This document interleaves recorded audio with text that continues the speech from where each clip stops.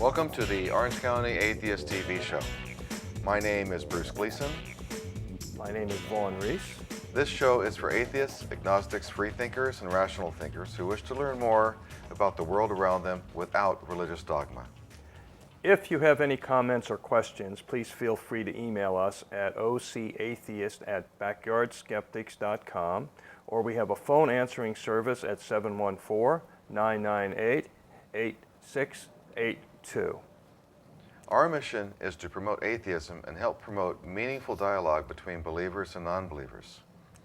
Our goal is to provide a community to allow atheists more opportunities to find other like-minded individuals to share their experiences and worldviews. We support our friends at atheistunited.org, Orange County Atheists in Orange County, California, and to all the meetup groups on meetup.com. There are many atheist and skeptics events all around the country.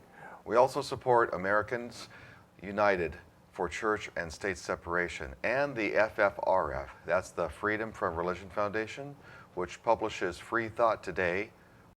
This week's topic is about arguments for atheism and the advantages of living an atheistic lifestyle. That's right, and we believe that an atheistic lifestyle is better than a religious one for many, many reasons, which we'll point out.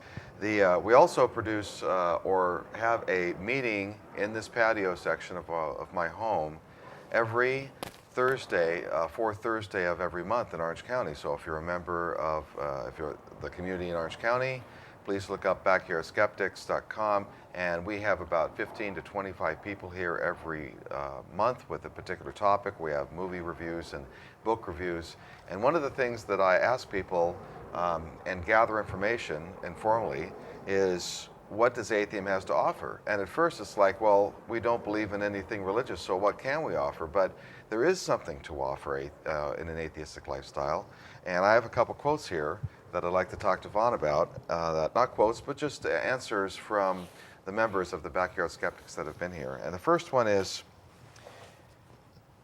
we believe in science and natural laws around us. Now that's a pretty big statement, because we believe in evidential truths, just like a skeptic would. We only believe what we can see, not exactly what we can touch, but also what we can theorize is there and test that it's there. We can't see gravity, we can't see air, we can't see radiation. Correct, and I think we touched on this on one of our past shows, but let me just clarify it a little bit. We believe that the nature is reliable, that it's coherent, and that no matter where we go in the universe, it operates in the same manner. We don't feel that there's any God manipulating this universe. It's kind of hard to accept the concept that God is outside of our universe when then if he's outside the universe, how can he see what's going on in the universe? Or how could he even make the universe or control the universe Right. if he isn't made of matter or energy? Correct, right. If he's transcendent, so to speak. Right, and that, you can apply that same idea to the idea of the soul, whatever that is, which is another interesting topic. That's over right. the We'll history get of on. it. That's right. Well, the next one is this: to feel comfortable without believing in religious myth or superstition. And that's real important for me, because for me, other people that believe in things they can't see just on blind faith, they have all these other attachments that they have to abide by, these rules that they have to abide by. We get our morals from our upbringing, evolution, and most important, our peers that we grow up with in school. So we get our morals from ourself and evolution, and we're going to actually have an entire show on that. And atheists believe that we are responsible for ourselves. So when somebody says, I feel comfortable without believing, that means that we can live without any guilt, because we are responsible for our own actions. If we do something bad, we have to live with them. As atheists, we tend to subscribe to what's known as the common moral decencies, which incorporates everything that the Christians believe. It really does. Respect for each other's property, don't lie, don't steal, don't chase after somebody else's wife. We're no different from them. We just don't make any pretenses about being able to pray to somebody for forgiveness, and suddenly we're forgiven, whatever that means. I mean, the law isn't going to forgive you necessarily, but supposedly God is going to forgive you. I just can't understand that. There's no real cohesion there in the argument. Religion builds in guilt and sin. So it allows the person that believing in that superstition to go back to the religion for forgiveness. Well, I think as an atheist, we make no pretenses about what's right and wrong. We don't need to feel a sense of guilt, based upon our belief of common moral decencies. We do these things in large part because of our evolutionary heritage to survive and to reproduce. That's the two main objectives within evolution, is to do those two things. We can't survive if we don't agree on rules that allow us to work together. And those social rules and were we don't here. need a religion to tell us what those rules are. They were here way before religion.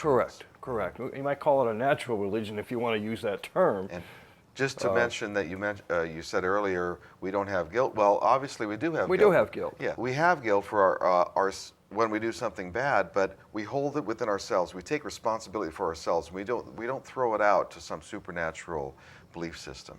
Yeah, what's interesting is, how do we learn guilt? That's an interesting philosophical question. I'm not sure that anybody has the answers. There may be an evolutionary explanation. Oh, there absolutely is, yes. People, even animals feel guilty. Right.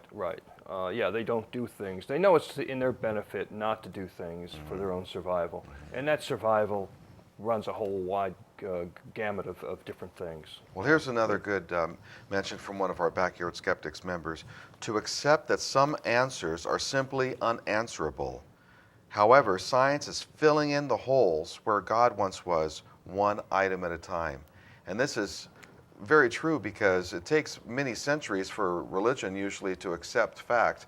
Traditionally it has. I think it's been sped up quite a bit now because it's recently, I think one of the bishops said that evolution is the truth because there's so much evidence. It's accepted in most mainstream religions. It's that far-right fundamentalist religious groups that won't accept it. Yes, the fundamentalist religions do have that idea where they believe literally whatever their particular holy book is.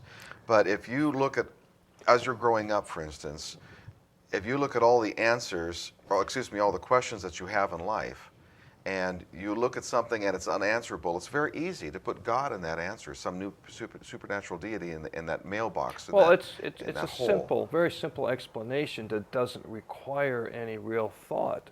Where we acknowledge the fact that not everything can be answered today, maybe tomorrow we will fill in those holes. But what happens with the religious community is the minute we fill in that hole, they find another hole, and we call it the God of the gaps. Of the gaps. It's just exactly constantly going on with them. Well, evolution and paleontology were fossil evidence. We find one fossil in between two fossils that they say, where's a transitional fossil? And of course, we answer their question, and then they say, oh, look, there's two gaps now. Right. One before and one after. So it's a never-ending struggle against the creationists. And obviously, we are talking also about ID, intelligent design. Right. And one of the things that atheists completely hate and despise is that it's dumbing down our children in science classes around the world, or in the U.S., because we are starting to demand creation be taught. But what is there to teach in creation? That's another problem. If God did it, where else can you go? Where else? How many books can you? It's an explanation without an explanation. That's right. No evidence needed.